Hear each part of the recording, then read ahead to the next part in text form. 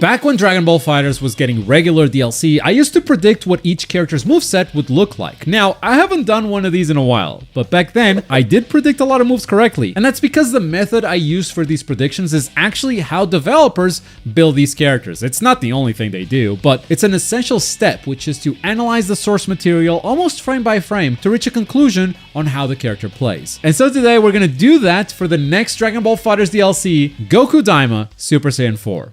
As a bonus, we can also take a look at how other developers have adapted the character since he's already playable in Dragon Ball Sparking Zero, Kakarot, as well as Xenoverse 2. But the best place to start is, as always, the anime.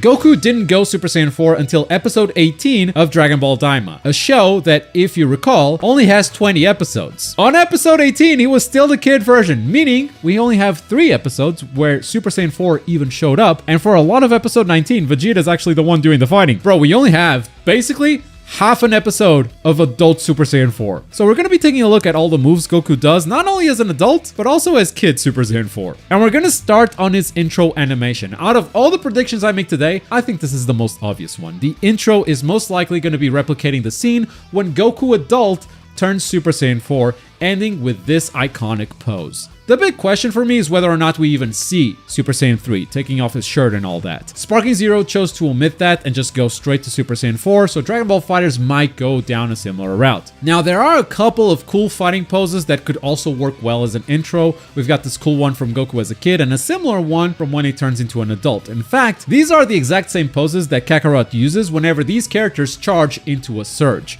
That's how cool these poses are. But at the end of the day, I think this is one of the most iconic moments for this Goku, so if I had to pick, he's gonna do the thing, okay? And for his victory pose, I think Sparking Zero nailed it again. It's the moment where Goku smiles after the fight is over, ending with a big close-up of his face. I searched for a while to see if there was anything else that would fit a victory pose. The closest I got was this shot after he's fired the Kamehameha, but it wouldn't make a lot of sense in most matches since you're not gonna end with a super. Unless it was a dramatic finish, it would be random as hell, and I don't see Goma in the game, so we're probably not getting a dramatic finish. But those are just the cinematics. Let's talk about his moveset, starting with his normal attacks. This Goku is a big fan of punching. He has a couple of kicks, but most of his moveset is all about fists. And he's not a fast character. He's kind of a heavy one. I really like how Kakarot depicted him, slow flying punches, but each one landing with such weight. This is the kind of normal attacks that I would expect from this character in FighterZ. Xenoverse also kind of did this, but I think the impact is much bigger in Kakarot. Probably because it's a single player game, you can get away with doing a lot more camera shake and some wild animations. But shout out to slow plays for the Xenoverse footage though. The closest character in this game that I can actually think of is a mod. Orange Piccolo by RC Burrito. Slow, heavy hitting moves, and I wouldn't be surprised if Goku could actually hold a few of those buttons,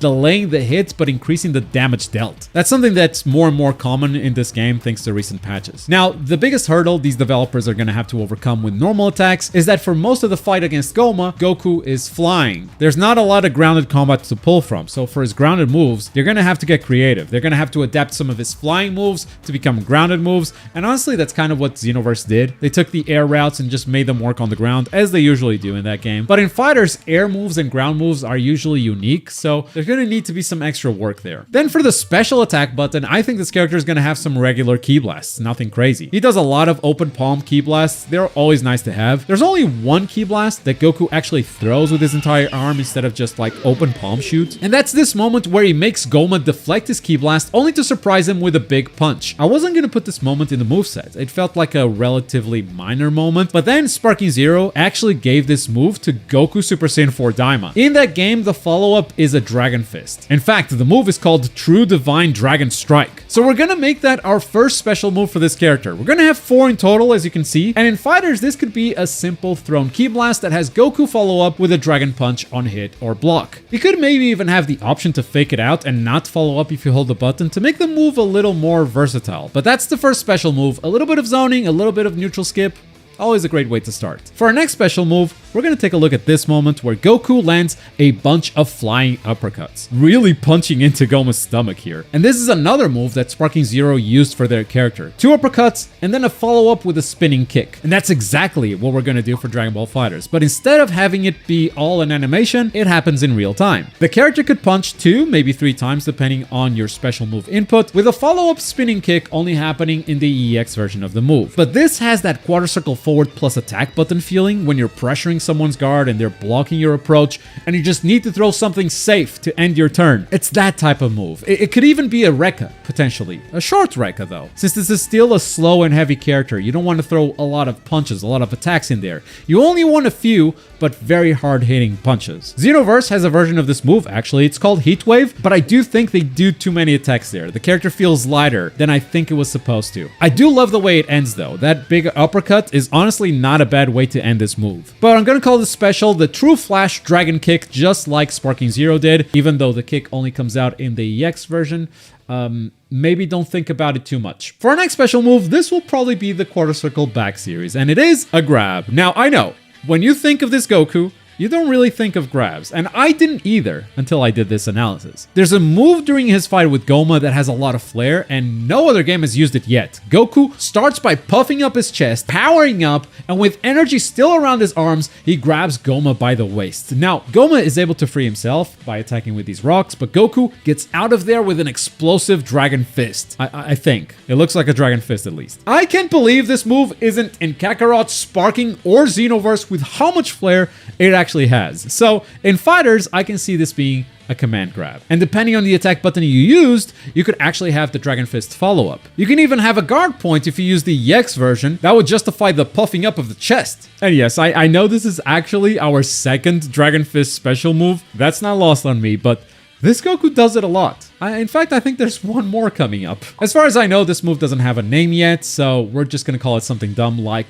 Dragon Hold. I think that works. But command grabs like these usually only work on the ground. For the aerial version, we're gonna go into something else entirely. This moment when Goku grabs Goma's foot, spins him around, and throws him. I can easily see this being something similar to Super Baby 2's move, ending in a sliding knockdown. And this has actually been used in a game before. In Xenoverse 2, he ends his basic combo with this grab, almost as a reference. I mean, it is a reference.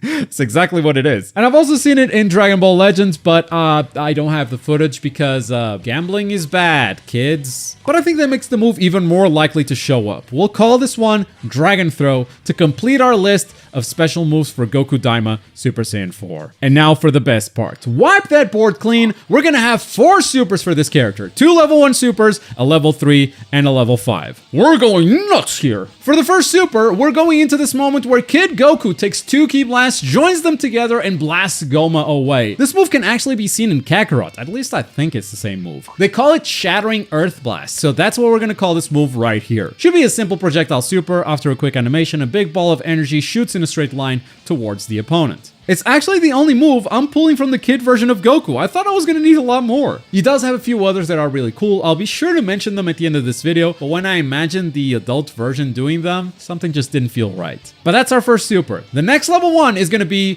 another Dragon Fist. I'm not joking. This one feels way bigger though. It's the first move Goku does right after transforming, and the flare around this one, the way the arena explodes, is so much bigger than the other ones I've shown so far. In the game, I can actually see this being a very quick super. A dashing punch, quick hit, quick damage, done. As for the name, I'm gonna pull from Dragon Ball Kakarot here and call it Dragon Fist Explosion. It looks kinda cool in Kakarot too. And then, for the big guns, level 3, and by extension level 5, will be the Transcendent Kamehameha. There's a big build up before the beam is shot in the anime, and different games have handled that in different ways. Xenoverse does a quick shot of the fist before speedrunning the beam. Sparking Zero skips the fist and the entire build up and just goes straight into the beam charge. Since this is a beam super in Dragon Ball FighterZ, that means the whole animation actually happens before the attack. So having a bit of power up into the hand close up, into the sideways camera, into the close up of the face, finally with the beam coming out, could be a solid way of tackling it. But that's our level 3, the Transcendent Kamehameha, as both Kakarot and Sparking Zero call it. Now, Goku wasn't happy just hitting Goma with a beam. He was only satisfied when that beam went right through him